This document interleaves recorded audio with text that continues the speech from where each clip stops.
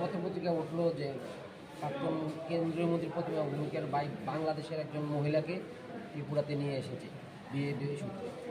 ওনার বর্তমান বিজেপি সরকারের অনুপ্রবেশকারীদের বিরুদ্ধে আওয়াজ করে তাদেরই একজন কর্মী বা ওনাদের দলের একজন মন্ত্রীর বাইরে কাজ করেন, কী বলবেন?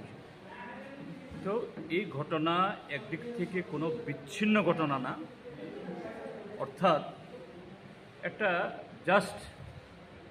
ছোট্ট ঘটনা ঘটেছে বিচ্ছিন্নভাবে, এরকম ঘটনা আর নাই এরকম না।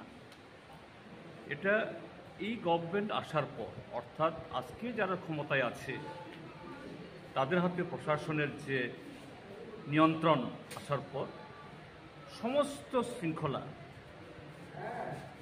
আইনি শৃঙ্খলা, প্রশাসনিক শৃঙ্খলা আজকে ওরা ভেঙে তছনছ করে, তার অপব্যবহার করে, দেশের আইন কানুনকে লঙ্ঘন করে তাদের স্বার্থ, কায়েমি স্বার্থ কীভাবে তারা রূপায়ণ করবে এটা তারা করছে।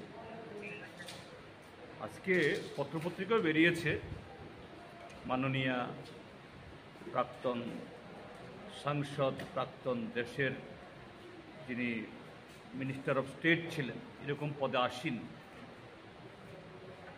তার পরিবারে তার খুড়তুতো ভাই এই প্রতিমা দেবীর বাবার নাম ব্যবহার করে আধার বের করেছে, বাংলাদেশে গিয়ে সেখানে বিয়ে শাদী করেছে, ওখান থেকে অবৈধভাবে একটা মহিলাকে নিয়ে এসে বিয়েও করেছেন।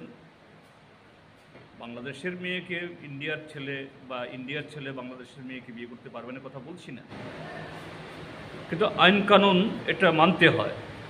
কিন্তু যেহেতু বিজেপি ক্ষমতায়, দিদি নেত্রী, কাজে অফিস কাছারিও তার কোনো বন্ধন থাকে না।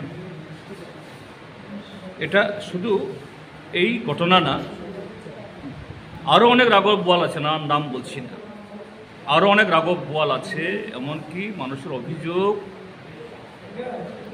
এই সরকারে মানিক সাহা মন্ত্রিসভার এরকম তাবর নেতারা আছেন যারা এইভাবে 1971 সালের পরে এসে অবৈধভাবে এই কাগজপত্র বানিয়ে নানাভাবে এরা এখন বিজেপিকে আশ্রয় করে তার ছত্র ছায়ায় এ রাজ্যের মধ্যে আখের বসাচ্ছে।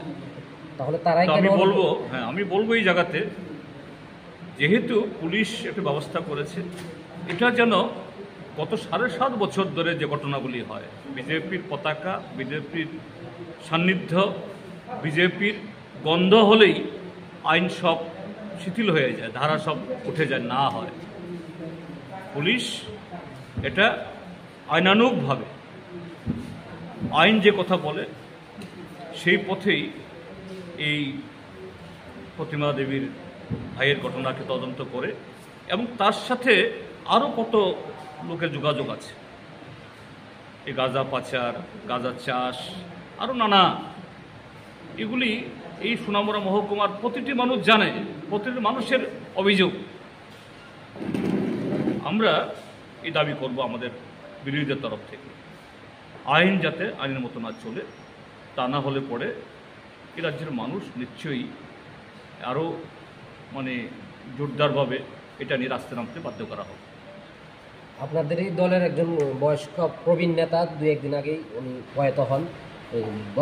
বক্সনগর বিধায়ক মেলাগড়ে একটি জনসভায় ওনাকে উইকেট পতনের সাথে তুলনা করে আপনাকেও বিভিন্ন ভাষায় আক্রমণ করেছে, কি বলুন বিষয়? আমি এই ভদ্রলোকের নাম আনতে চাই না, তার শিক্ষা, রুচি, অবস্থান আর যে দলের মধ্যে আছে সে দলের সংস্কৃতি অনুযায়ী কথা বলেছেন। এতে যাদের নামে, তার মধ্যে আমার নামও আছে দেখেছি আমি, এতে তার এই সমস্ত বক্তব্যে চুল পরিমাণ আমাদের উপর তার কোনো প্রভাব পড়বে না, বরঞ্চ তাদের চেহারা, চরিত্র এটা আরও ভালো করে মানুষ জানলো, দেখলো, এবং তাদের সম্পর্কে এই রাজ্যের মানুষ আগামী দিন কী সিদ্ধান্ত গ্রহণ করবে তার জন্য আরও রাস্তা তিনি দেখিয়ে দিলেন। কাজে একে নিন্দা জানানো মানে হলো নিজেকে ছোট করা। আমি এই সব প্রয়োগ করবো না এখানে।